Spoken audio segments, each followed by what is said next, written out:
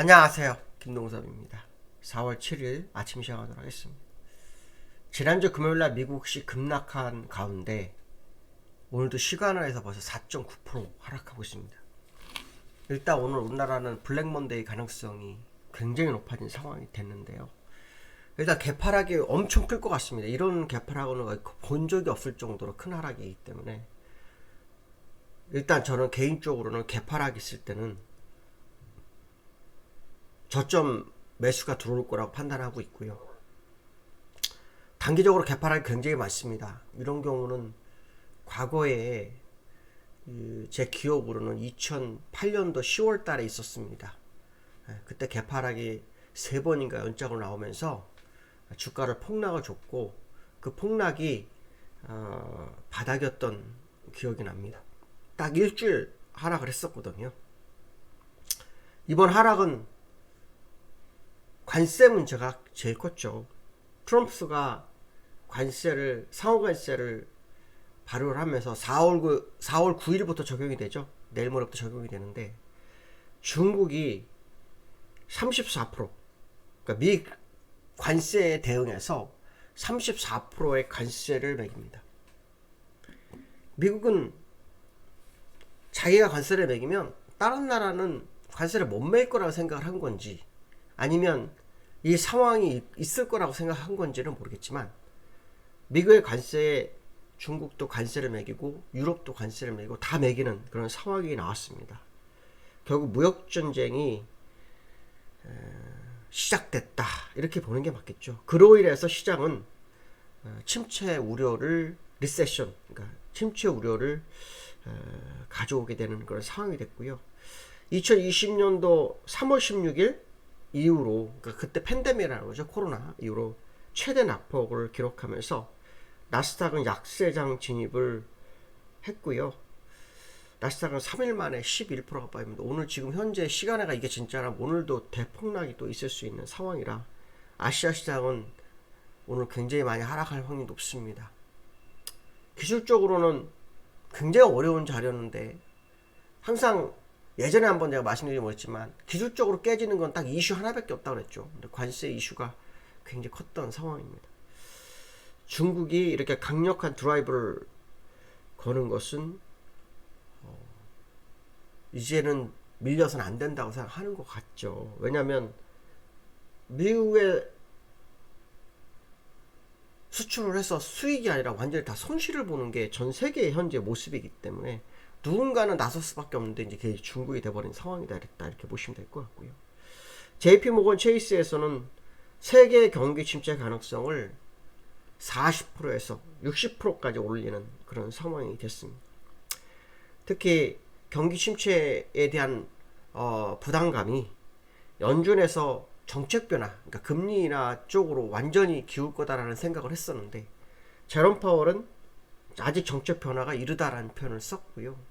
트럼프는 지금이 금리 인하 시점이다 이렇게 하는데 제가 볼 때 트럼프가 나쁜 거죠. 자기가 관세 해가지고 시장을 초토화 시켜놓고 그거를 연준이 금리 인하를 해가지고 막아야 한다는 생각하는 것은 정말 잘못된 거죠. 이건 잘못된 겁니다.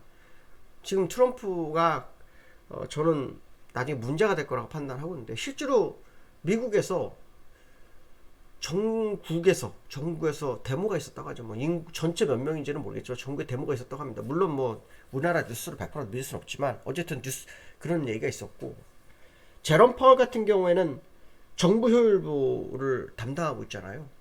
조기 사임 가능성이 나오고 있습니다.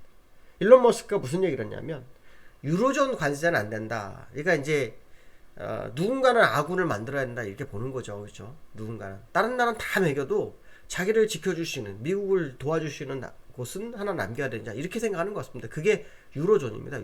유로존은 아시겠지만 한두 개가 아니니까 결국 중국만 겨냥하자 뭐 그런 얘기인 것 같아요. 중국이나 다른 나라 일부 국가만 겨냥하고 나머지는 그냥 내비두자 뭐 이렇게 얘기를 하는 것 같습니다. 근데 안 된다는 얘기가 나오죠. 안 된다. 그러니까 이게 또 시장에 문제가 되는 거죠. 아 이게 미 정부 내에서도 그 관세에 대한 불확실성이 있구나. 그래서 지금 빠지는 것 같습니다. 빠지는 이유가 아마 그거 아닌가 이렇게 판단이 쓰고 있고요. 애플과 엔비디아가 지난주 금요일 7% 빠졌어요. 7%. 테슬라가 10% 빠집니다. 그래서 완전히 다 박살나 상황이고요. 뭐 관세 뭐 사각지대 뭐고 아무것도 없습니다. 그냥 다 동시다발적으로 다 빠지는 상황. 저는 좀 아쉬웠던 것은 뭐냐면 제가 옛날에 공개 방송에서 봤을 때 미국은 분산이 시작됐다라는 거 저는 그걸 알고 있었어요. 그렇지만 진짜 하락은 지금이 아니라 8개월 정도 후에 월봉상으로 쌍봉 내지 이게 나온 상태가 돼야 될 거다 했는데 일봉에서 쓰리봉 치고 그냥 죽어버리는, 보통 그런 경우는 없거든요. 물론 있을 수 있습니다. 있을 수 있지만 확률적으로 월봉이 어느 정도 갖춰줘야 되는데 그렇지 못하고 내려오고, 그 상황이 이제 우리나라가 너무 많이 빠진 상태에서 우리나라는 좋은 재료들 많았었잖아요. 금투세 폐지, 공매도 금지, 그렇죠? 여러 가지 이슈가 있었는데 국내장은 어려웠었어요. 그리고 이제 정치적 불확실성까지 있었죠. 그래서 정치적 불확실성이 해소되고, 그렇죠?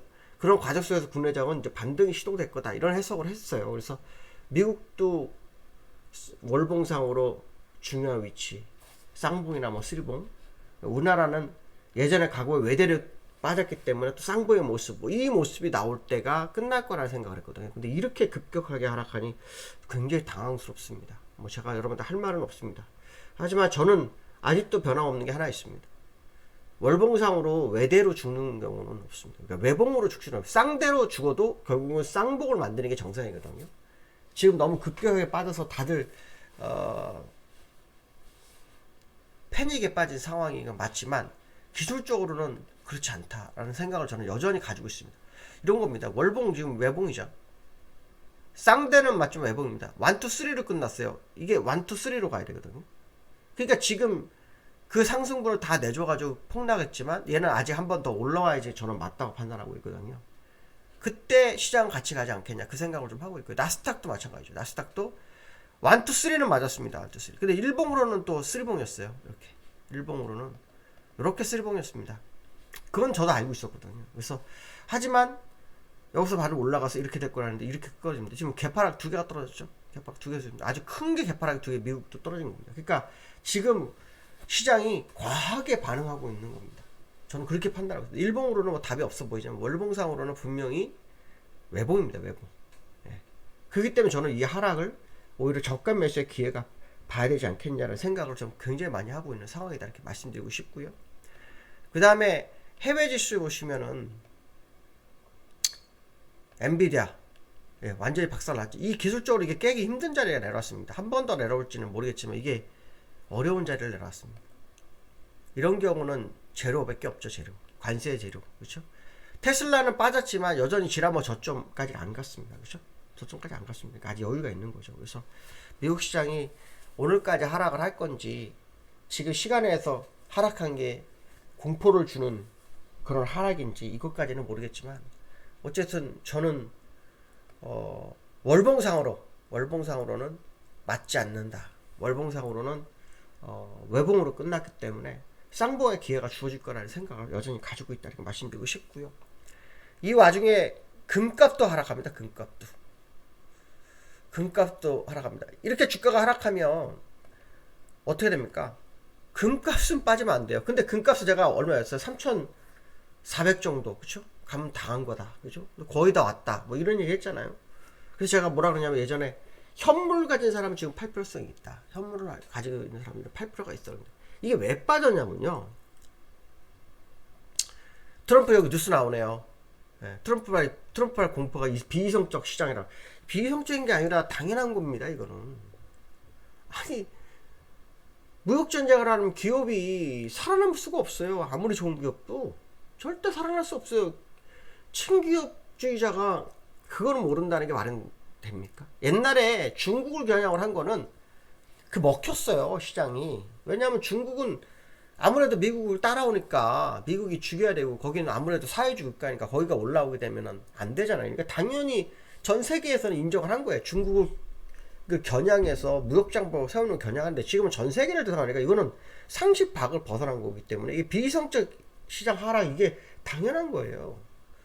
이렇게까지 하락할 줄은 몰랐지만 그래도 하락하는 건 맞다는 거죠. 근데 금이 왜 이렇게 했냐면요. 헤지펀드가 이번 하락에 마진콜 걸렸답니다. 마진콜. 그래가지고 차입 투자자들이 되다 보니 현금 확보 차원에서 그냥 막 매도를 했다고 합니다. 금값을. 그 금값 그럼 더 받아야 될까요? 아니 저는 아닙니다. 금값도 끝났다. 저는 그 생각합니다. 3,400불 정도까지 봤었는데 거의 끝났다고 보는 게 맞습니다. 현물 들고 있는 사람은 파는 게 맞죠. 특히 지금 그 미국에서요 말도 안 되는 얘기가 나오고 있어요. 국채 발행해서 미국이 정부가 자금을 조달하잖아요. 이 국채가 최장기가 보통 30년입니다. 30년. 근데 지금 100년채 얘기 나오고 100년채. 아니 국채를 사고 돈을 받지도 못하고 돈을 다 주는 거예요. 사람 100년을 살 수 없잖아요. 100년을 살게 사는 사람 몇 명이나 있습니까? 그렇죠? 그게 많지 않습니다. 국채 사면 난 죽을 때 돈 받는 겁니다. 결국은 뭐냐? 그냥 다 줘 나한테 그 얘기거든요. 100년채 발행을 시도하고 있다면 그러면은 미국 그 정부가 재정 적자에서 허덕이지 않을 거고, 그렇죠? 아 예를 들어서 뭐 3, 40년 분할 납부 뭐 은행 이자 같은 거 이런 건 이해가 되지만 국채를 100년을 하고 그러면은 이거는 말이 안 돼요. 그러면 이제 달러는 약달러가 될 거고, 그죠? 달러의 가치가 필요 없잖아요. 아니 달러를 누가 많이 살라고 하겠습니까? 생각해 보십시오. 그죠? 100년치에만. 그럼 달러가 약세가 되면 환율 다 내려야죠. 그럼 환율 내려야 되는 겁니다. 원달러가 그 이틀 전에 얼마까지 30원이 빠졌어요. 30원이.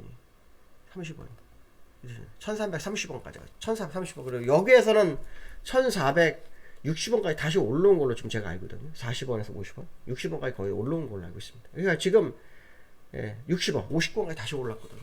100년치 얘기가 나와서 그럽니다. 100년치. 말도 안 되는 지금 트럼프 대통령이 되면서 대도 한다는 얘기가 지금 너무 많이 나오는 겁니다. 대도 한다는 얘기가. 그런 문제가 시장을 좀 급락으로 끌고 왔다. 이렇게 보시면 될 것 같고요. 그 다음에 외국인들을 벌써 알아내지 도망가고 있죠. 1조 8천억 팔고 프로그램 1조 3천억 팔아서 3조로 팔아서 3조.